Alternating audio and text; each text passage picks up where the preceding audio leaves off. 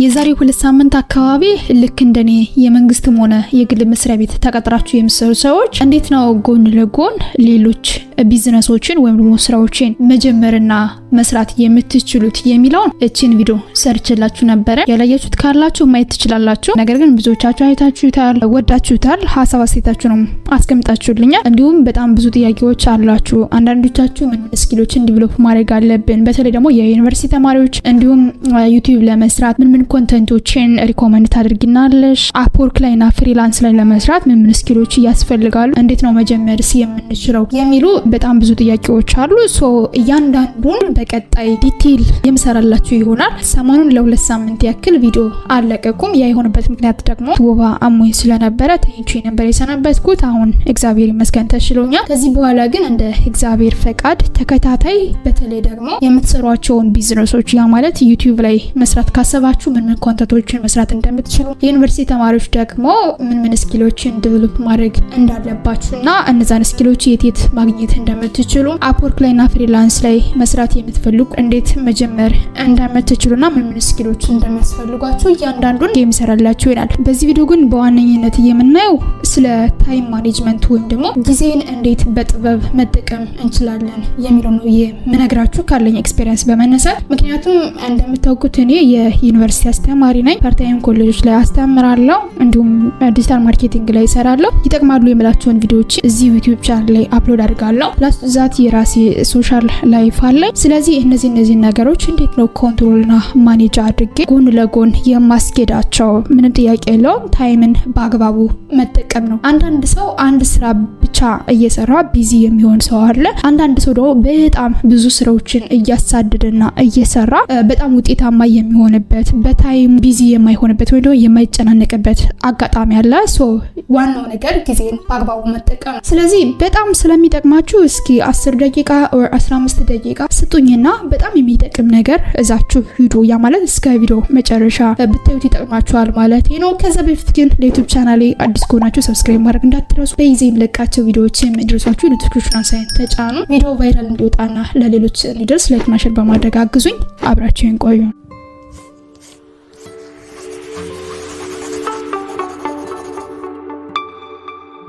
Universal Tube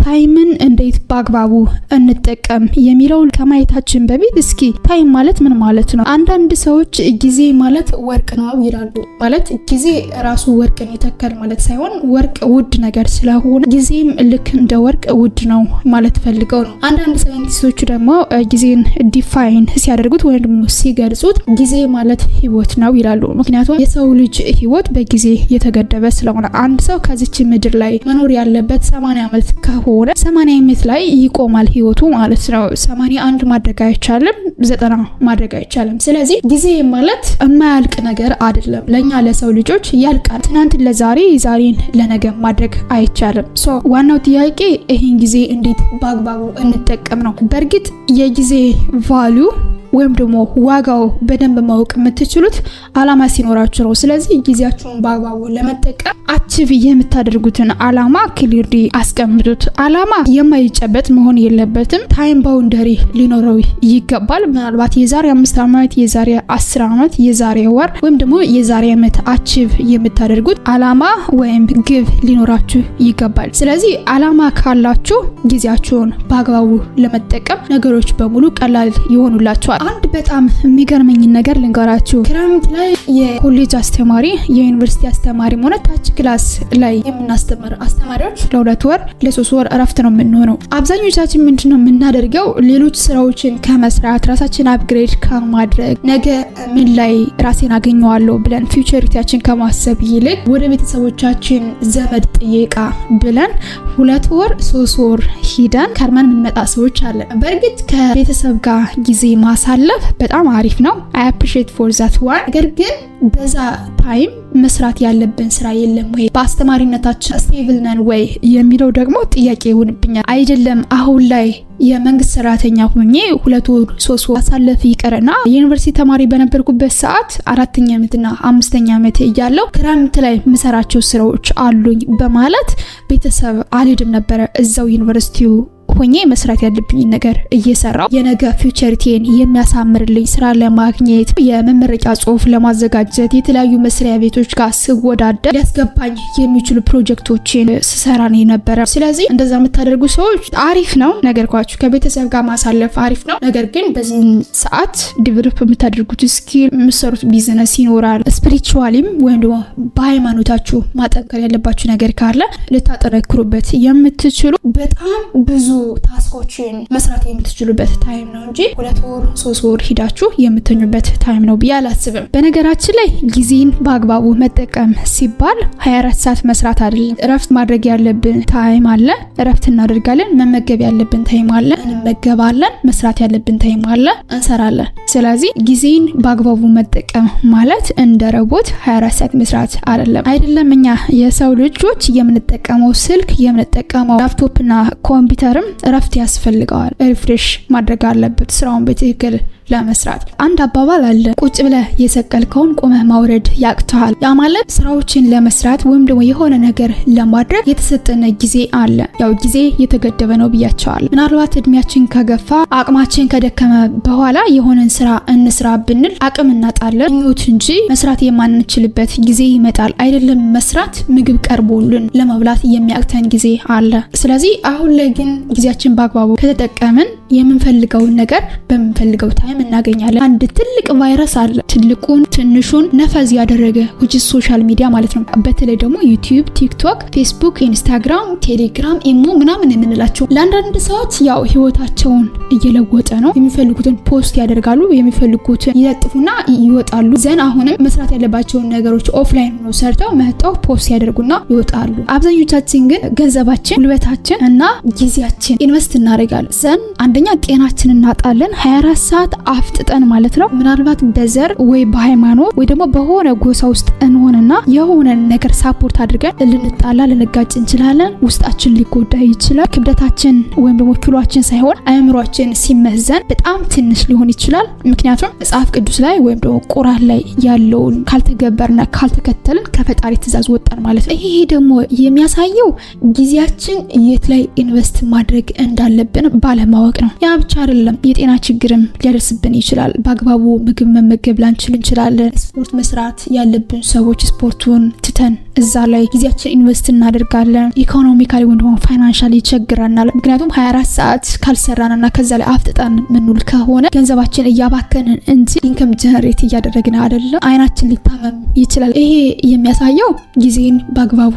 ያለመጠቀም ነው። የጊዜን ቫልዩ አለማወቅ ነው። ጊዜን በአግባቡ ባለመጠቀም እድሜያችን ይገፋል፣ ጉልበታችን ይደክማል፣ አእምሯችን ይቀጭጫል። ማለት አንድ ሰው አላማ ከሌለው ወይም ደግሞ ምን መስራት እንዳለበት የማያውቅ ከሆነ አላስፈላጊ የሆነ ጋርቤጅ ወይም ደግሞ ስፓም የሆነ ኢንፎርሜሽን ወደ ጭንቅላታችን ይገባል። ፕሮሰስ ለማድረግ ጊዜ ይፈጅበታል። ስልክ ስናወራ መርጠን አይደለም፣ ሀሳብ ስንቀበል ወይም ደግሞ ሰዎችን ኮሚኒኬት ስናደርግ መርጠን አይደለም፣ ሶሻል ሚዲያ ስናይ መርጠን አይደለም። ዝም ብለን ያገኘነውን ኢንፎርሜሽን በሙሉ ወደ ጭንቅላታችን እናስገባለን። ፕሮሰስ ያደርግ በጣም ብዙ ታይም ይፈጅበታል። በኮምፒውተር መውሰድ ትችላላችሁ። አሁን ለምሳሌ የምትጠቀሙት ስልክ ወይም ደግሞ ላፕቶፕ ላይ በጣም ብዙ ዳታዎችን የምትፈልጉትን የማትፈልጉትን ብታስቀምጡበት የተለያዩ አፕሊኬሽኖችን ኢንስታል ብታደርጉና ስቶሬጁ ፉል ቢል በተመሳሳይ ሰዓት የተለያዩ አፕሊኬሽኖችን ብትከፍቷቸው ቫይረስ ካለበት እስካን ባታደርጉትና ከኢንተርኔት ጋር 24 ሰዓት ብታገናኙት አይደለም ሌላ ትልቅ ስራዎችን ለመስራት ይቅርና ፓወርፖይንት ከፍታችሁ ለማንበብ ወይም ኤዲት ለማድረግ ማይክሮሶፍት ወርድ ከፍታችሁ የሆነ ስራ ለመስራት አያሰራችሁም። ቢዚ ነው የሚለው ምንም ስራ እኮ አይሰራም፣ ግን ቢዚ ይላል። ስትከፍቱት ቢዚ ይላል። ሪፍሬሽ ብታደርጉትም ሪፍሬሽ አያደርግም። ስለዚህ ይሄ ኮምፒውተር የሚሰጡትን ታስክ በአጭር ጊዜ ፕሮሰስ አድርጎ ስራችሁን እንድትጨርሱ እንዲያደርጋ ከፈለጋችሁ ወይ ሪሴት ማድረግ አለባችሁ ወይም ደግሞ የከፈታችኋቸውን አላስፈላጊ ፋይሎችና እንዲሁም ኮምፒውተራችሁ ላይ የማትጠቀሟቸውን አፕሊኬሽኖችና ፋይሎች ዲሊት እና አንኢንስታል ማድረግ ይጠበቅባችኋል። ልክ እንደ ኮምፒውተሩ የኛ አስተሳሰብ ፈጣን እንዲሆን 24 ሰዓት ማይንዳችን ቢዚ እንዳይሆን ከማን ጋር ማውራት እንዳለብን ምን ሶሻል ሚዲያዎችን ማየት እንዳለብን በአጠቃላይ ስትሪክት መሆን አለብን። ዛሬ እየኖራችሁት ያላችሁት ህይወት በጣም ከባድ ከሆነባችሁ ትናንትና ከትናንት በፊት ስታስቀምጧቸው የነበሩ ሰበቦች ወይም ደግሞ ምክንያቶች ናቸው። ያ ማለት የሆነ ግብ ወይም ደግሞ አላማ ኑሮን ኦር ይሄን መስራት አለብን ብለን ያንን ላለመስራት የምንሰጣቸው ምክንያቶች፣ ሰበቦች የዛሬ ህይወታችን አከብደውታል። አሁንም በተመሳሳይ ትናንት ያቀርነውን እቅድ ላለመስራት የምንሰጠው ሰበብ፣ ዛሬ ያቀርነውን እቅድ ላለመስራት የምንሰጠው ሰበብ ነገም እንደዛው የቀጣይ ህይወታችን በጣም ኮምፕሊኬትድ እና ከባድ ያደርጉታል። ለምሳሌ አትሌቲክሶችን ወይም ደግሞ ራጮችን አይታችሁ ከሆነ በጣም ብዙ አመቶችን ይለፋሉ፣ ትሬን ያደርጋሉ፣ ይሮጣሉ፣ ይለማመዳሉ።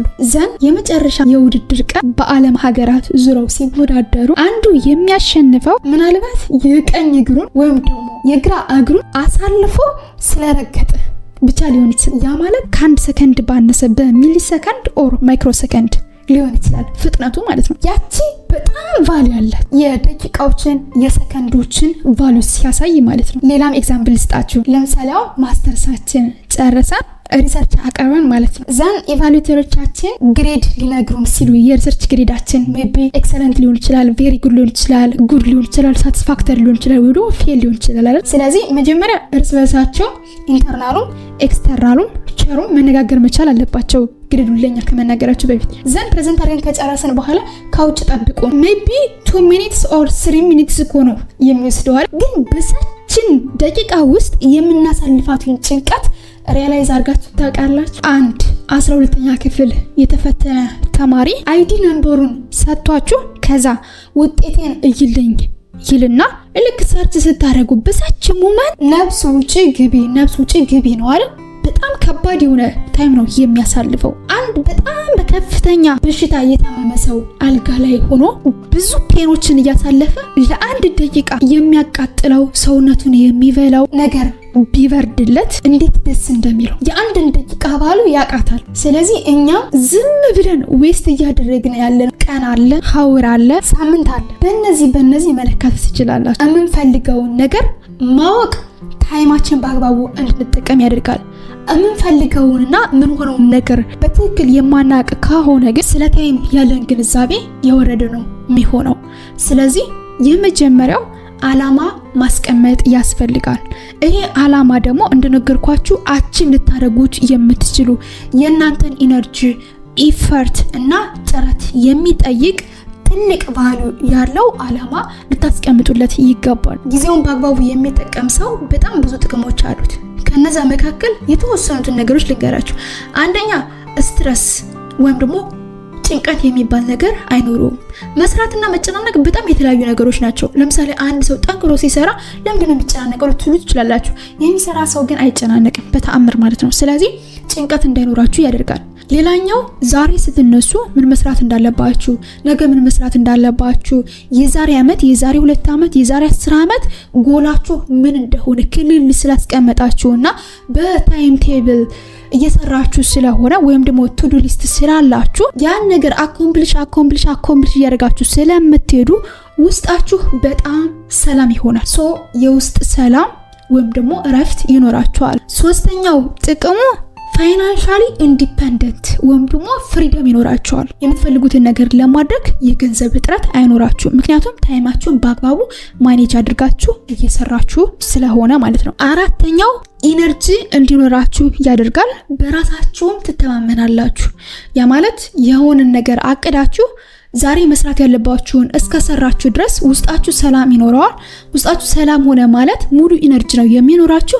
እንዲሁም ደግሞ ነገ ምን ማድረግ እንዳለባችሁ ኤኒቲንግ ቢመጣ መስራት እንደምትችሉ ኮንፊደንስ ይኖራችኋል። ስለዚህ ኢነርጂያችሁ ከፍ እንዲል ያደርጋል። አምስተኛው ከቤተሰባችሁም ሆነ ከፈጣሪያችሁ ጋር ያላችሁ ቁርኝነት ከፍ እንዲል ያደርጋል። ምክንያቱም ታይማችሁን ማኔጅ አድርጋችሁ ስለምትጠቀሙ መቼ ከቤተሰቦቻችሁ ጋር ማሳለፍ እንዳለባችሁ፣ መቼ ስፒሪቹዋሊ ወይም ደግሞ ከፈጣሪ ጋር መገናኘት እንዳለባችሁ በደንብ ታውቃላችሁ። ምክንያቱም በታይም ስለምትመሩ። በተጨማሪም ጤነኛ እንድትሆኑ ያደርጋል። ይህም በጣም ኢምፖርታንት የሆነ ፖይንት ነው። ምክንያቱም በታይም እያንዳንዱ ስራ የምትሰሩ ከሆነ መቼ እረፍት ማድረግ እንዳለባችሁ፣ መቼ መመገብ እንዳለባችሁ፣ መቼ መስራት እንዳለባችሁ እያንዳንዱን ከፋፍላችሁ ስለምትጠቀሙ እንዲሁም ከስትረስ ወይም ደግሞ ከጭንቀት ነፃ ስለምትሆኑ በጣም ጉልበት ይኖራችኋል፣ ጤነኛ ትሆናላችሁ። ስለዚህ ታይምን ማኔጅ አድርጎ መጠቀም ምንም ጥያቄ የለውም። በጣም ከምትሉት በላይ ሰክሰስፉል ለመሆን ታይምን በአግባቡ መጠቀም ነው። ታይማችን ማኔጅ አድርገን በአግባቡ ለመስራት ስራዎቻችን በአራት ካታጎሪ እንከፍላቸዋለን። የመጀመሪያው ኢምፖርታንት እና አርጀንት። እዚህ ቴብሉ ላይ እንደምታዩት ኢምፖርታንት ፕለስ አርጀንት፣ ጠቃሚ እንዲሁም ደግሞ አስቸኳይ። ለምሳሌ ተማሪ ነኝ ብዬ ባስብ ነገ ፋይናል ኤግዛም ካለኝ ዛሬ ማጥናት ግዴታ ነው፣ አርጀንት። እንዲሁም ደግሞ ኢምፖርታንት ነው፣ ምክንያቱም ሰርቫይቭ ለማድረግ ዩኒቨርሲቲ ለመቆየት ወይም ደግሞ ፈተናውን ለማለፍ ግዴታ ማጥናት አለብኝ። ስለዚህ አንደኛ ስራው ፖስት ፎንድ የሚሆን አይደለም፣ ግዴታ ዛሬ ማጥናት አለብኝ። ማጥናቴ ደግሞ ኢምፖርታንት ነው፣ ጠቃሚ ነገር ነው። ስለዚህ አርጀንት ፕላስ ኢምፖርታንት ግዴታ መሰራት ያለበት፣ ቀጠሮ የማይሰጠው በጣም ጠቃሚ የሆነ ነገር። ሁለተኛው ኖት አርጀንት በት ኢምፖርታንት፣ አስቸኳይ ያልሆነ ግን በጣም የሚጠቅመን። ያ ማለት የተለያዩ ቢዝነሶችን ጎን ለጎን መጀመር፣ ስኪሎችን ዲቨሎፕ ማድረግ፣ ምናልባት ዛሬ ወይም ደግሞ ነገ ግዴታ ማለቅ ያለበት ስራ አይደለም፣ ግን ለህይወታችን በጣም አስፈላጊ የሆነ ነገር ነው።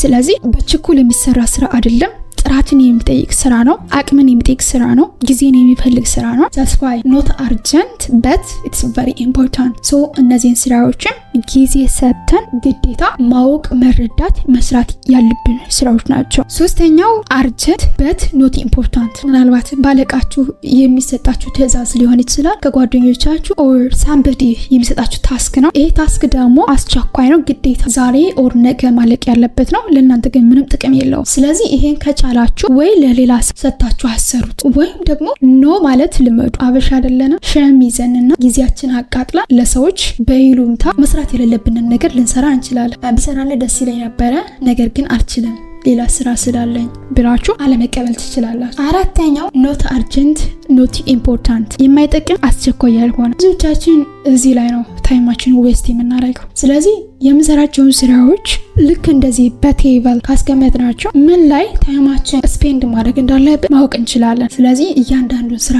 ስንሰራ አርጀንትና ኢምፖርታንት ነው ወይስ ኖት አርጀንት ኤንድ ኢምፖርታንት ነው ወይስ አርጀንት በት ኖት ኢምፖርታንት ነው ኦር ኖት አርጀንት ኖት ኢምፖርታንት ነው የሚለውን በዚህ በቴብል ፎርም አስቀምጣችሁ ዲተርማይን በማድረግ መስራት ያለባችሁን ነገር ለመስራት ሞክሩ። ታይማችን ማኔጅ አድርገን ተጠቀምን ማለት አንድን ስራ በአንድ ቀን ሌሊት እንጨርሳለን ማለት አይደለም። ቅድም ታስኮችን በአራት ካታጎሪ እንደከፈልናቸው የተለያዩ ስኪሎች፣ ህይወታችን የሚቀይሩ ነገሮች ኖት አርጀንት እንዲሁም ደግሞ ኢምፖርታንት ካታጎሪ ውስጥ የሚመደቡ ናቸው። ስለዚህ ዲሲፕሊን መሆንንና ጊዜ መስጠትን ይፈልጋሉ። ጊዜ መስጠት ማለት ማዘግየት ወይም ደግሞ ፕሮክራስቲኔሽን ውስጥ መክተት ሳይሆን ኮንቲኒዩስሊ ያለ መሰልቸት ትናንት፣ ዛሬ፣ ነገ፣ ከነገ በኋላ በእያንዳንዱ ሰዓት፣ በእያንዳንዱ ቀን፣ በእያንዳንዱ ሳምንት አድ የምናደርጋቸው ትንንሽ ቫልዩዎች ናቸው ተጨምቀው የነገ ማንነታችን የሚቀይሩት። ስለዚህ ለውጥን በአንድ ቀን አዳር ወይም ደግሞ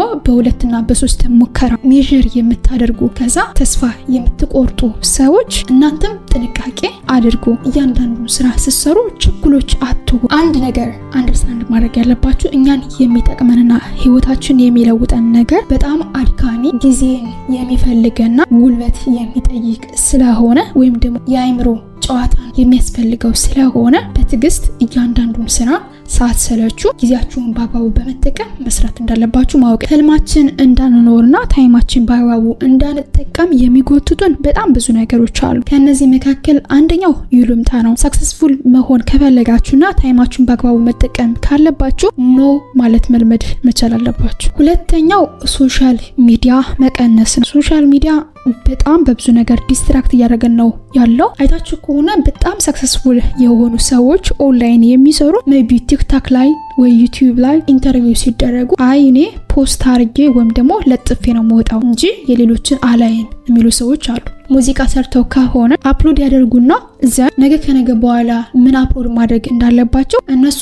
ኦፍላይን ሆነው ያን ስክሪፕት ነው የሚጽፉት። እኛ ደግሞ እነሱ የሰሩትን እየደጋገምን እያየን የሌሎችንም ስክሮል እያደረግን ጊዜያችን ዌስት እናደርጋለን። ሶ ኢን ሾርት ሶሻል ሚዲያ የምንጠቀማቸውና የምናያቸውን ነገሮች ኮንትሮል ማድረግ ያስፈልጋል። በመጨረሻ አንድ ነገር ብቻ ልንገራችሁና እጨርሳለሁ። የዛሬ 6 ዓመት አካባቢ ማለት የቢኤስሲ ኦር አንደርግራጁዌት ተማሪ በነበርኩበት ሰዓት እስክሪብቶ መግዛት እንዲሁም ደግሞ የኢንጂነሪንግ ተማሪ ስለሆንኩኝ እንደዚች አይነት ሌጣ ወረቀት ገዝቶ ለማሰብ ወይም ደግሞ አሳይመንት ለመስራት በጣም ይከብደኝ ነበር። ዛሬ ላይ እግዚአብሔር ይመስገን ራሴን ችያለሁ። ቤተሰቦችን በትንሹም ቢሆን አግዛለሁ። ታናናሾችን እህት ወንድሞችን እያስተማርኩ ነው። ለዛ በጣም ደስተኛ ነኝ። እዚህ ደረስኩት ጊዜን በአግባቡ በመጠቀም ነው። ያ ማለት ሙሉ ለሙሉ 100% ፐርፌክት ነኝ ብዬ አላስብም፣ ግን አዝማች አስ ፖሲብል ማድረግ ያለብኝ ነገሮች አድርጋለሁ ባለቀ ሰዓትም ቢሆን።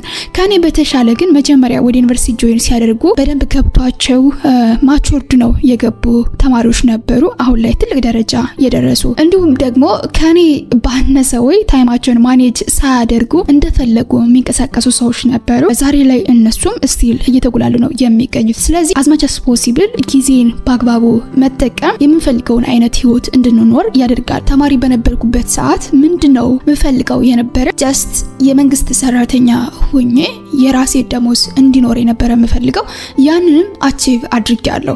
አሁን ላይ ደግሞ ምንድነው እንዲኖርሽ የምትፈልጊው ካላችሁ፣ በእርግጥ የመንግስት ቤት ነው የምኖረው። የተሻለ ስራም እየሰራው ነው ምክንያቱም ኦንላይን እየሰራው ስለሆነ። ነገር ግን ስቲል አሁን ያለውበት ላይፍ አፕግሬድ መደረግ አለበት። ያ ማለት የራሴ ቤት ሊኖረኝ ይገባል፣ የራሴ መኪና ሊኖረኝ ይገባል። እንዲሁም ደግሞ ኢኮኖሚካሊ ወይም ደግሞ ፋይናንሻሊ ብቻ ሳይሆን በልጅነቴ ዲቨሎፕ ማድረግ ያለብኝ ስኪል ማወቅ ያለብኝ ነገር ካለ ያን ሁሉ ማወቅ መቻል አለብኝ። ለዛ አንደኛውና ዋነኛው ካሁን በፊትም እንደመጣውበት ታይሜን በአግባቡ ማኔጅ አርጌ መጠቀም መቻል አለብኝ። ካሁን በፊት ከነበሩኝ ስህተቶች ተምሬ በተሻለ ወይ ታይሜን ማኔጅ አርጌ መጠቀም መቻል አለብኝ። እናንተም ይሄን ቪዲዮ የምታዩ የዩኒቨርሲቲ ተማሪዎች፣ የዩኒቨርሲቲ አስተማሪዎች፣ በተለያየ የስራ ዘርፍ ያላችሁ ዶክተሮች፣ ባንከሮች ልትሆኑ ትችላላችሁ። አሁን የደረሳችሁበት ደረጃ ለመድረስ ብዙ መስዋዕቶችን ከፍላችኋል። የተለያዩ ታይም ቴብሎችን ተጠቅማችኋል። ካሁን በኋላ ግን ክሊር የሆነ ታይም ቴብል ወይም ደግሞ ቱዱ ሊስት እና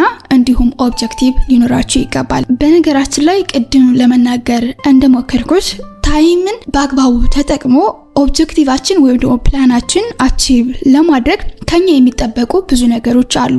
አላስፈላጊ የሆኑ ስልኮችን ማስወገድ፣ አላስፈላጊ ከሆኑ ጓደኞችና ሱሶች መራቅ ያስፈልጋል።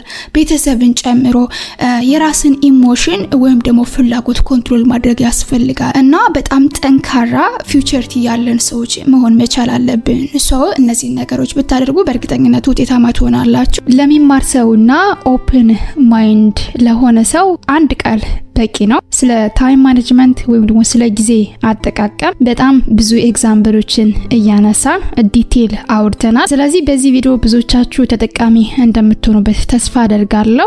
እንደምታዩኝ ምንም አይነት ኢነርጂ የለኝም፣ ምክንያቱም ገና ከህመሜ እያገገምኩ ስለሆነ ለዛ በጣም ሶሪ። ስለተከታተላችሁኝ በጣም አመሰግናለሁ። አሁንም በድጋሜ ላሳስባችሁ ለዩቲዩብ ቻናሌ አዲስ ከሆናችሁ ሰብስክራይብ ማድረግ እንዳትረሱ፣ እንዲሁም ቪዲዮ ቫይራል እንዲወጣና ለሌሎች እንዲደርስ ላይክ እና ሼር አድርጉልኝ። ማንኛውም አይነት ሀሳብ አስተያየት እንዲሁም እንድሰራላችሁ የምትፈልጉት ነገር ካለ ኮሜንት ሴክሽን ላይ አስቀምጡልኝ። በሌላ ቪዲዮ በሌላ ታይም እስካገኛችሁ መልካም ጊዜ። ባይ ባይ።